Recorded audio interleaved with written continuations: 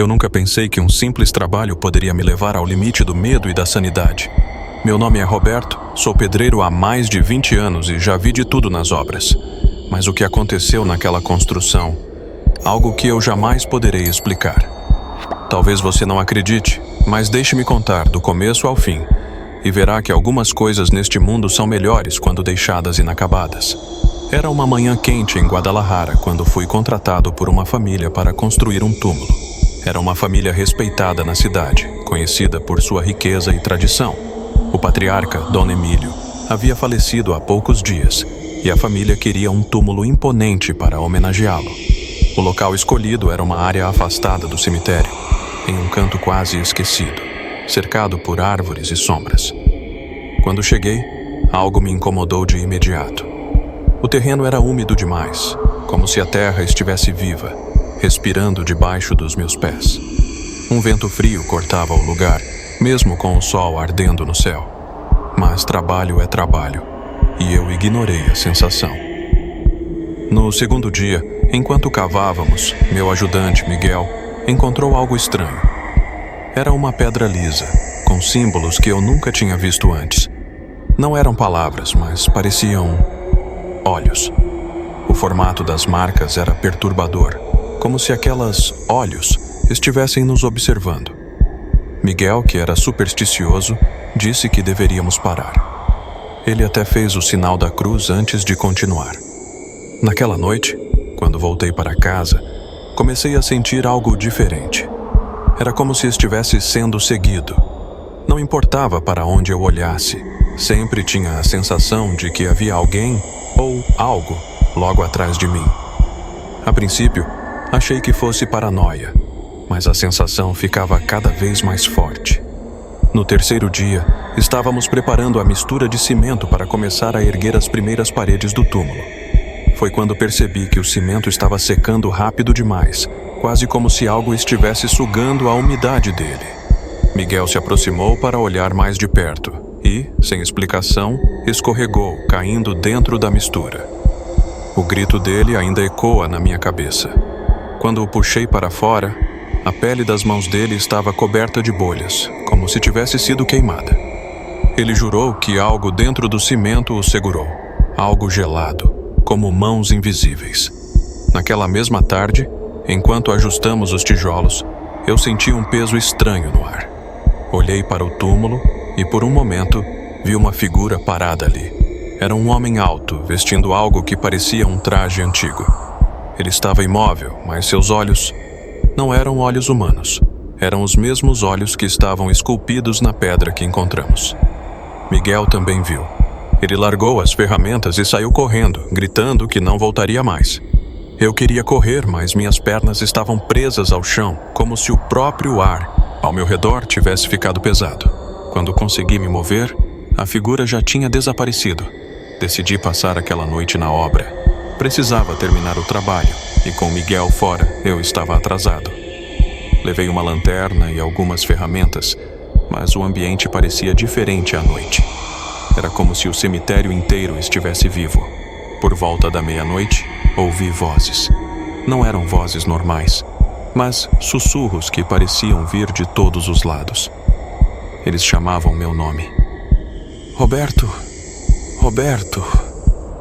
A lanterna começou a falhar, e então eu vi. Algo saiu do túmulo, algo que não deveria estar lá. Era uma sombra, uma massa escura com uma forma quase humana, mas sem rosto. Ela se moveu em minha direção, lentamente, como se estivesse saboreando meu medo. Eu corri. Corri sem olhar para trás, deixando minhas ferramentas e minha dignidade naquele lugar. No dia seguinte, fui até a família e contei o que aconteceu. Eles ficaram em silêncio, trocando olhares nervosos, até que a matriarca, Dona Carmen, falou. Ela confessou que Dom Emílio tinha um segredo sombrio. Ele praticava rituais antigos, coisas que ninguém na família entendia completamente. O túmulo havia sido escolhido naquele canto específico, porque era onde ele realizava esses rituais. Ela me implorou para terminar o trabalho, dizendo que o espírito dele não descansaria enquanto o túmulo não fosse concluído. Mas eu não podia voltar. Não depois do que vi. Dizem que, desde aquele dia, ninguém mais ousou trabalhar naquele túmulo. O terreno foi abandonado e o corpo de Dom Emílio nunca foi enterrado. Às vezes, à noite, moradores locais dizem ouvir sussurros vindos do cemitério, chamando por alguém chamado Roberto. Ainda acordo à noite suando frio, com a sensação de que aqueles olhos estão me observando. Se você estiver ouvindo essa história, lembre-se: há coisas que é melhor deixar enterradas. Meu nome é Marcelo. Sou motorista de aplicativo há quase 5 anos. Já passei por muitas situações. Passageiros bêbados, conversas desconfortáveis e até corridas em bairros perigosos. Mas nada, absolutamente nada, poderia ter me preparado para o que vivi em algumas viagens. Eu sempre pensei que meu trabalho fosse simples: pegar o passageiro, deixá-lo no destino, receber o pagamento e seguir a vida. Até que em uma noite específica, descobri que algumas corridas levam você a lugares que não estão marcados no GPS. Era uma noite de sexta-feira, por volta das 23 horas. Eu havia acabado de deixar um passageiro em um bairro afastado e estava voltando para a área central quando recebi uma chamada. O ponto de embarque ficava em uma estrada mal iluminada, próximo a uma área de mata. Era estranho alguém pedir um carro ali, mas aceitei a corrida. Quando cheguei, vi uma mulher parada no acostamento, usando um vestido branco longo que parecia brilhar sob os faróis do carro. Ela entrou sem dizer uma palavra, apenas apontou para o banco de trás. Achei estranho, mas pensei que talvez estivesse nervosa ou passando por algum problema. Perguntei o destino e ela respondeu com uma voz quase sussurrada: "Siga em frente." Conforme dirigíamos, percebi que o ar dentro do carro ficou mais frio, mesmo com as janelas fechadas. Tentei puxar conversa, mas ela não respondia. Então, olhei pelo retrovisor. Ela não estava mais lá. Fiquei paralisado e o coração batendo tão forte que parecia que ia sair do peito. Parei o carro no meio da estrada, liguei as luzes internas e olhei para o banco de trás. Nada. Apenas o silêncio da noite e a sensação de que algo estava muito errado. Algumas semanas depois, recebi outra chamada tarde da noite. O local de embarque era uma rua deserta em um bairro industrial. Quando cheguei, havia um homem parado usando um terno preto. Ele parecia deslocado, como se tivesse saído de uma época diferente. Entrou no carro e disse com um tom seco: "Terminal 17. Não sabia onde ficava esse lugar, então pedi mais detalhes. Ele apenas repetiu: "Siga em frente." Conforme dirigia, comecei a notar que o ambiente ao redor parecia mudar. As ruas, que antes tinham postes de luz e sinais, ficaram cada vez mais escuras e vazias. Olhei para o retrovisor e o homem estava olhando diretamente para mim. Seus olhos não pareciam normais, eram escuros, quase como se não houvesse pupilas. Ele sorriu, mas não era um sorriso comum, parecia um aviso. Finalmente, chegamos a um cruzamento deserto e ele disse: "Aqui está bom." Quando virei para perguntar se tinha certeza, ele não estava mais no carro. A porta nunca abriu e não havia sinal de pegadas na rua molhada pela chuva. Uma das experiências mais aterrorizantes aconteceu em uma noite de tempestade. O aplicativo sinalizou uma chamada em uma estrada que eu nunca tinha percorrido antes. A chuva era intensa, dificultando a visão, mas segui o GPS até um ponto onde não havia absolutamente nada, apenas árvores e escuridão. Estava prestes a cancelar a corrida quando um homem surgiu do meio da mata, completamente encharcado. Ele entrou rapidamente, sem dizer uma palavra, e o cheiro de terra molhada invadiu o carro. Ele me entregou um papel com um endereço escrito à mão. Quando coloquei no GPS, o aplicativo não reconheceu o local. "Pode me deixar lá, não é longe," ele disse com uma voz grave e rouca. Enquanto dirigia, comecei a ouvir sons estranhos vindo do banco de trás, como se algo estivesse arranhando o tecido do assento. Olhei pelo retrovisor, mas ele estava apenas sentado, olhando pela janela. Quando chegamos ao destino, percebi que era um cemitério. Ele desceu do carro, mas antes de fechar a porta disse: "Obrigado." Da próxima vez, talvez seja você quem vai precisar de uma carona. Ele desapareceu na escuridão e eu fiquei ali, parado, com as mãos tremendo no volante. Depois de tantas experiências estranhas, pensei em abandonar o trabalho, mas o dinheiro era necessário e eu continuei. A última experiência que quero compartilhar aconteceu há cerca de um mês. Era uma noite calma e recebi uma chamada de um endereço próximo ao centro da cidade. Quando cheguei, vi um jovem parado na calçada, segurando uma mochila. Ele parecia nervoso, olhando para os lados como se estivesse fugindo de algo. Entrou no carro rapidamente e pediu que eu dirigisse até um bairro no extremo oposto da cidade. Enquanto dirigimos, ele começou a falar sobre coisas estranhas, como sentia que estava sendo seguido, como via sombras nos cantos dos olhos e ouvia sussurros à noite. Tentei acalmá-lo, dizendo que talvez fosse apenas sua imaginação. Mas então, o impossível aconteceu. O rádio do carro ligou sozinho, mesmo estando desligado. Um chiado alto tomou conta do ambiente e uma voz começou a falar. Não era uma língua que eu conhecia, mas parecia uma espécie de canto, baixo e perturbador. O jovem começou a gritar, dizendo: "Eles vieram me buscar, não me deixe aqui." Antes que eu pudesse dizer qualquer coisa, ele abriu a porta e saiu correndo no meio da avenida, desaparecendo na escuridão. Fiquei parado no carro, tentando entender o que tinha acabado de acontecer, até que percebi algo no banco de trás. A mochila dele ainda estava lá, completamente vazia. Desde aquela noite, algo mudou em mim.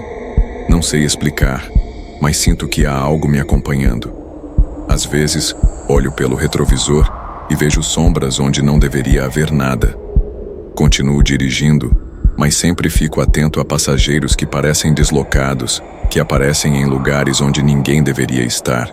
Se você também trabalha à noite, preste atenção.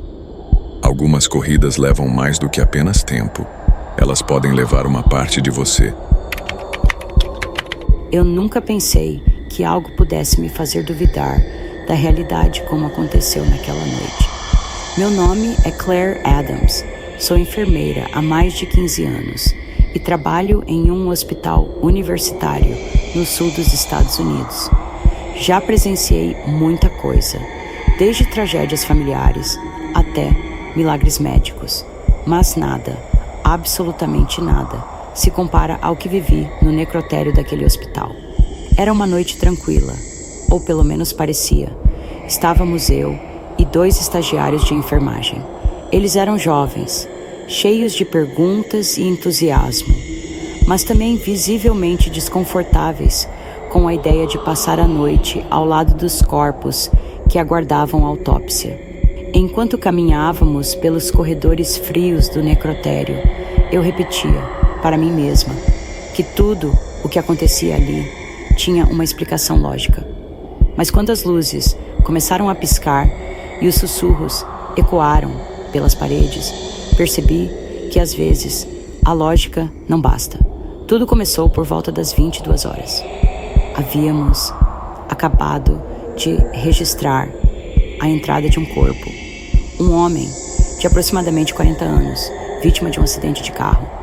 Ele tinha cortes profundos no rosto e sua expressão, congelada, parecia de puro pavor, algo que perturbou os estagiários imediatamente. Enquanto preenchia os relatórios, percebi que um dos monitores, que estava desligado, ligou sozinho e começou a emitir um som de estática. Pensei que fosse algum problema técnico, mas quando me aproximei para verificar, vi algo que me fez recuar. Na tela, em meio à estática, havia um rosto. Era o mesmo homem que estava sobre a mesa. Tentei não demonstrar medo. Desliguei o monitor e voltei para os estagiários, que estavam pálidos e olhando fixamente para o corpo. Ele mexeu a mão, disse uma das estagiárias, a voz trêmula. Tentei tranquilizá-los, dizendo que eram apenas espasmos post-mortem, algo comum. Mas no fundo eu sabia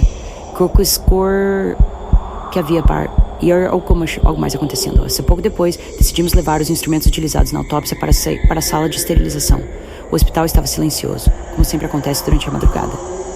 Mas, ao atravessarmos o corredor, ouvimos passos atrás de nós. Paramos e olhamos para trás. Nada. Apenas o eco dos nossos próprios passos. Continuamos andando, mas então começaram os sussurros. Era como se várias pessoas estivessem falando ao mesmo tempo, em um tom baixo e incompreensível. Os estagiários começaram a entrar em pânico e eu mesma sentia meu coração disparar. Isso é só nossa imaginação. Tentei dizer, mas minha voz saiu fraca. Quando finalmente chegamos à sala de esterilização, fechamos a porta e tentamos recuperar o fôlego. Foi então que a luz começou a piscar novamente. Um dos estagiários, visivelmente apavorado, apontou para a parede. Havia algo escrito ali, como se alguém tivesse arranhado a tinta. Você não deveria estar aqui. Decidimos voltar ao necrotério, pois parecia o único lugar seguro. Mas, quando entramos, o corpo do homem que havíamos registrado mais cedo não estava mais na mesa. A maca estava vazia e os lençóis estavam jogados no chão. Aitis, isso não é possível, murmurei, tentando entender o que estava acontecendo. Verificamos as câmeras de segurança, mas todas estavam fora do ar, mostrando apenas o mesmo padrão de estática. Comecei a questionar minha sanidade, mas os estagiários estavam ali, vendo as mesmas coisas. Isso não era um delírio coletivo. Enquanto procurávamos pelo corpo, ouvimos um barulho alto vindo do corredor principal. Era como se algo pesado tivesse sido arrastado pelo chão. Quando abrimos a porta, vimos marcas de sangue que iam da sala de autópsia até a saída de emergência. Seguimos as marcas, cada passo mais pesado que o outro, até encontrarmos a porta de saída entreaberta. Decidimos verificar a sala, onde ficam os armários frigoríficos, onde outros corpos eram armazenados. Quando entramos, o cheiro estava mais forte do que o normal, como se algo estivesse apodrecendo. Um dos estagiários abriu um dos armários para verificar e, para nosso horror, não havia corpo algum, apenas o mesmo rosto do homem, desenhado com sangue na parede interna do armário.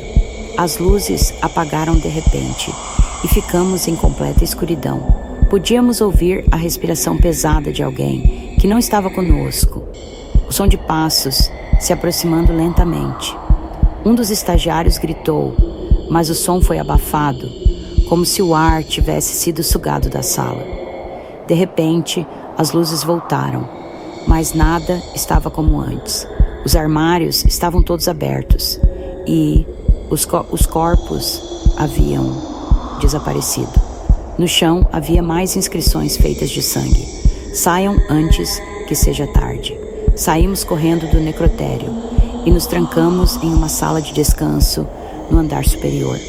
Ninguém conseguiu dormir naquela noite. Os estagiários pediram para sair do turno e eu mesma considerei nunca mais voltar. Quando tentei relatar o que aconteceu, fui recebida com ceticismo pelos administradores do hospital. Provavelmente vocês estavam cansados, disseram, mas sei o que vi e nunca vou esquecer. Até hoje, quando passo pelo corredor do necrotério, sinto um frio na espinha, como se estivesse sendo observada. Não sei quem ou o que causou aqueles eventos, mas tenho certeza de que não estamos sozinhos naquele hospital. Algumas noites, quando tudo está em silêncio, ainda posso ouvir os sussurros. Essa é minha história. Não conto para assustar, mas para alertar. Há coisas que simplesmente não podemos explicar. E o necrotério de um hospital parece ser um lugar onde a linha entre o mundo dos vivos e dos mortos é muito tênue. Meu nome é Laura Martins, sou médica e moro em um bairro tranquilo com meu marido, Rafael. Nossa rotina sempre foi pacífica cheia de jantares com amigos, trabalho no hospital e momentos de descontração no quintal de casa. Mas tudo mudou no dia em que o vizinho da casa ao lado se mudou para o bairro. A casa tinha estado vazia por anos, abandonada e cercada por lendas urbanas. Então, quando o novo morador chegou, todos os vizinhos ficaram curiosos. O homem, de aparência peculiar e modos estranhos, quase nunca saía de casa. Ele não tinha nome na caixa de correio, não recebia visitas e parecia evitar qualquer interação. Apenas à noite, sua casa ganhava vida. Luzes piscavam nas janelas, sons abafados como cantos ecoavam, e um cheiro forte de carne queimada se espalhava pelo ar. No início, achamos que era apenas mais um excêntrico, mas os dias foram se passando e as coisas começaram a ficar cada vez mais perturbadoras. Algo sombrio estava acontecendo naquela casa e nós, sem saber, estávamos prestes a ser arrastados para o epicentro de um pesadelo. A primeira vez que percebemos algo de errado foi quando, numa noite de sexta-feira, recebemos nossa amiga Júlia para jantar.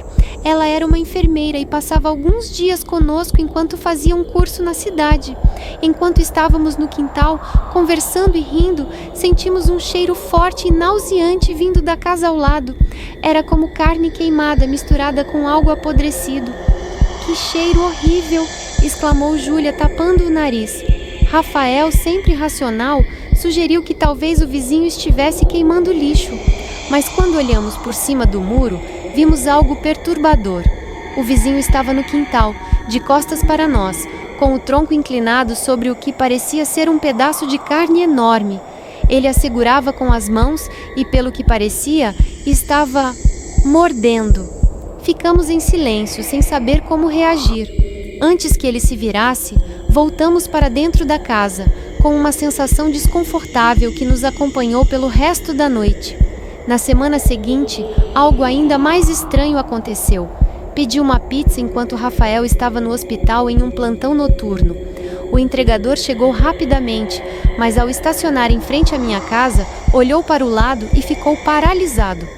"Você conhece aquele cara?" ele perguntou, olhando fixamente para o quintal do vizinho. Quando me aproximei, vi o vizinho parado completamente imóvel na escuridão do quintal, encarando o entregador com um sorriso assustador. "Pode deixar a pizza comigo", disse, tentando tranquilizar o rapaz. Ele entregou a caixa com mãos trêmulas e foi embora às pressas, mas o carro dele não foi muito longe. Algumas horas depois, acordei com sons abafados vindo da rua. Quando olhei pela janela, vi o carro do entregador ainda estacionado em frente à casa do vizinho.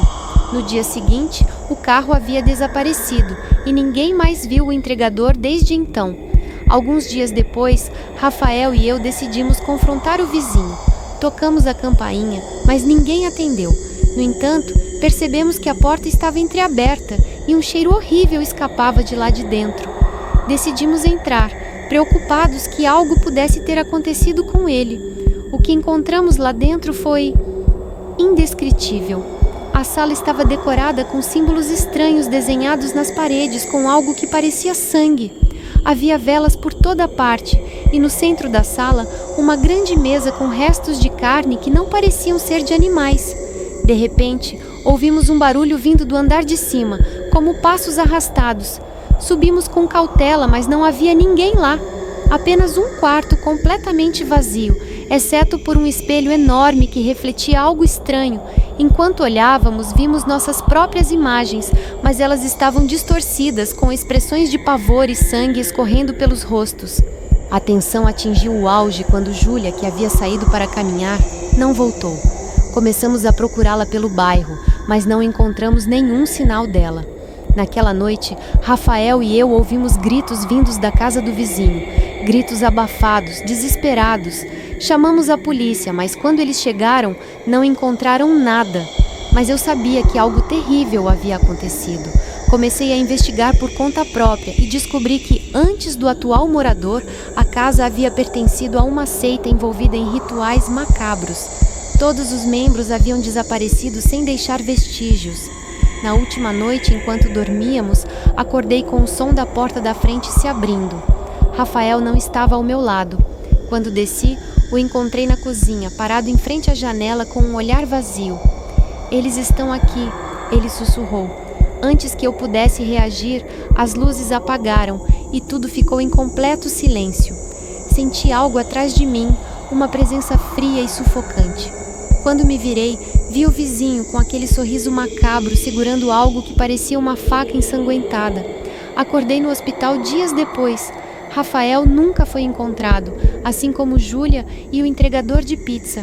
Desde então, a casa do vizinho está novamente vazia, mas às vezes, à noite, vejo luzes piscando e ouço sussurros que me fazem duvidar da minha sanidade. Essa é minha história. Até hoje, não sei exatamente o que aconteceu naquela casa, mas sei que não somos capazes de compreender tudo o que está além do nosso mundo. Eu nunca fui fã de acampamentos, mas aquele fim de semana era uma exceção. Um grupo de estudantes universitários, incluindo meu namorado Lucas e eu, Carol, decidimos participar de uma excursão em um bosque afastado no interior do Canadá. Era um local famoso pela beleza natural, mas também envolto em rumores assustadores. As pessoas diziam que no coração do bosque havia uma casa antiga onde um homem deformado vivia isolado há décadas. Claro, achamos que era apenas uma lenda para assustar turistas. Com 2 monitores experientes no comando, Mariana e Gustavo, e nosso amigo Daniel no grupo, tínhamos certeza de que nada poderia dar errado. Mas à medida que a noite caía, algo parecia mudar na atmosfera do bosque. Poucos sabiam, mas havia histórias sobre estudantes desaparecidos durante acampamentos como o nosso. Sempre havia algo em comum: o som de uma cadeira rangendo, como se alguém estivesse balançando lentamente no escuro. Naquela noite, descobrimos que algumas lendas não são apenas histórias. Elas são avisos. Chegamos ao bosque no fim da tarde. O local era paradisíaco, mas ao mesmo tempo assustador. As árvores altas bloqueavam a luz do sol, e uma neblina insistente pairava no ar, tornando tudo mais sombrio. Montamos as barracas e começamos a explorar a área, rindo e tirando fotos. À noite, sentamos em volta da fogueira enquanto Gustavo contava histórias de terror. Ele era o tipo de pessoa que adorava assustar os outros, e aquele bosque era o cenário perfeito para isso. Enquanto ele falava, ouvi algo ao longe. Era um som baixo, rítmico, como o rangido de madeira. Ouviram isso? Perguntei, interrompendo a história. Todos ficaram em silêncio, mas o som havia desaparecido. Ah, Carol, deve ser o vento, brincou Daniel. Mas algo no tom dele parecia mais nervoso do que zombeteiro. No dia seguinte, enquanto explorávamos o bosque, encontramos algo que não estava no mapa do local. Uma trilha quase imperceptível, escondida por galhos e folhas. Mariana, sempre curiosa, sugeriu que seguíssemos por ela. Gustavo, relutante, avisou que não era seguro se afastar tanto, mas claro, ninguém o ouviu. Depois de alguns minutos caminhando, encontramos a casa. Era uma construção antiga, feita de madeira escura e coberta por musgo. As janelas estavam quebradas, e a porta, entreaberta, parecia convidar-nos a entrar. Isso é incrível! Zrenia exclamou Lucas, pegando o celular para tirar fotos. Quando nos aproximamos, um cheiro forte e nauseante veio da casa, algo entre carne podre e terra molhada. Decidimos não entrar, mas Mariana, teimosa, foi até a janela e espiou lá dentro. Tem uma cadeira de balanço, ela disse, e parece que alguém estava aqui recentemente. Voltamos ao acampamento antes do anoitecer, mas o clima havia mudado. Todos estavam mais calados, como se a descoberta da casa tivesse despertado algo no bosque. Durante a madrugada, fui acordada por um som. Era o mesmo rangido que ouvi na fogueira na noite anterior, mas dessa vez parecia muito mais próximo. Acordei Lucas, mas ele disse que era minha imaginação. No entanto, quando olhei para a barraca de Daniel, percebi que ele não estava lá. Chamamos por ele, mas não houve resposta. Gustavo e Lucas pegaram lanternas e começaram a procurar, enquanto Mariana tentava nos acalmar. Depois de horas de busca, encontramos a lanterna de Daniel na trilha que levava à casa. Estava quebrada e coberta de algo que parecia sangue seco. No dia seguinte, Mariana e Gustavo sugeriram que voltássemos para a cidade, mas Lucas e eu insistimos em procurar por Daniel. Dividimos o grupo. Gustavo ficou no acampamento enquanto Mariana nos acompanhou na trilha. Ao nos aproximarmos da casa, o som da cadeira ficou mais alto. Mariana, que antes era destemida, começou a tremer. Quando entramos na casa, encontramos marcas de unhas nas paredes, como se alguém tivesse tentado desesperadamente sair dali. No chão, havia uma espécie de altar, com ossos e pedaços de carne. Em cima da cadeira de balanço, havia um casaco que reconhecemos imediatamente. Era de Daniel. Enquanto estávamos na casa, ouvimos passos pesados vindo do andar de cima. Congelamos de medo, mas Lucas, impulsivo, subiu as escadas. Um grito estrondoso ecoou e ele desapareceu na escuridão. Mariana e eu saímos correndo, deixando tudo para trás. Quando voltamos ao acampamento, encontramos Gustavo morto perto da fogueira, com olhos arregalados e a expressão de puro terror. A última coisa que vimos foi o homem deformado, saindo da floresta com algo ensanguentado em mãos. Até hoje, não sei como consegui sobreviver. Lucas e Daniel nunca foram encontrados, e a casa desapareceu como se nunca tivesse existido. Algumas noites, ainda ouço o som daquela cadeira, e uma sensação de pavor me consome. Era uma noite tranquila na nossa vizinhança, ou pelo menos parecia ser. As ruas desertas e o vento fresco da madrugada não anunciavam o horror que estava prestes a acontecer. Tudo começou com uma história comum, de uma criança desaparecida, mas ninguém sabia que o terror estava bem mais perto do que imaginávamos. Uma história que começaria com doces e promessas, mas terminaria com um pesadelo que marcaria nossas vidas para sempre. Eu sou Amanda, e há 3 anos vivi o maior pesadelo de minha vida. O que vou contar aqui pode parecer uma história comum de desaparecimento, mas, acredite, não é. Vou te contar como um homem, aparentemente inofensivo, usava doces para atrair crianças. O que ele fazia com elas, ninguém conseguia imaginar. E ninguém estava preparado para o que ele estava prestes a fazer com a minha filha. Eu sempre fui cuidadosa com minha filha, Beatriz. Desde pequena, eu a ensinei a nunca aceitar doces de estranhos e sempre desconfiar de pessoas que pareciam boas demais para ser verdade. A rua onde moramos não era exatamente tranquila. Havia algo na atmosfera que fazia a gente desconfiar de certas coisas. O homem que morava na casa número 13, por exemplo, sempre causava arrepios em mim. Ele era um sujeito estranho, de cabelos grisalhos e rosto pálido. Sua casa, uma construção velha e descuidada, tinha sempre as cortinas fechadas. Ele não falava muito com ninguém, e quando falava, era sempre com um sorriso misterioso, como se soubesse algo que ninguém mais sabia. Mas o que me inquietava mais era o fato de que ele sempre estava lá, observando as crianças brincando na rua. No começo pensei que fosse apenas a minha paranoia de mãe. Afinal, o que poderia ser tão ameaçador em um homem idoso que parecia tão gentil? Mas então, as crianças começaram a desaparecer. Tudo começou com o desaparecimento de Miguel, um garoto de 7 anos que morava no final da rua. Ele saiu para brincar no parque com seus amigos, mas nunca voltou para casa. A polícia foi chamada, e as buscas começaram, mas nada foi encontrado. Seus pais estavam devastados, mas nada parecia explicar o que aconteceu. Até que um detalhe peculiar foi notado por uma das mães. Na manhã seguinte ao desaparecimento de Miguel, a senhora que morava no número 15 disse ter visto o homem da casa número 13 perto do parque. Ele estava com uma sacola cheia de doces e conversava com as crianças. As mesmas crianças que haviam visto Miguel pela última vez. Meu coração gelou. Eu sabia que algo estava muito errado. Mas o que eu não sabia era que a próxima vítima seria minha filha. O doce ilusório. O desaparecimento de Miguel foi apenas o começo. Aos poucos, outras crianças começaram a sumir, sempre com uma história similar. Elas eram vistas pela última vez perto da casa do homem. Ele oferecia doces para elas e, quando aceitavam, simplesmente desapareciam. Ninguém sabia o que acontecia depois disso, mas o silêncio em torno de cada desaparecimento era assustador. Eu tentei alertar as outras mães, mas a maioria delas não acreditava em mim. Ele é só um velho solitário, diziam. Ele nunca faria mal a uma criança. Mas eu sabia que estava errado. Naquela noite fatídica, eu acordei no meio da madrugada com Beatriz chorando. Corri até o quarto dela e encontrei-a paralisada de medo.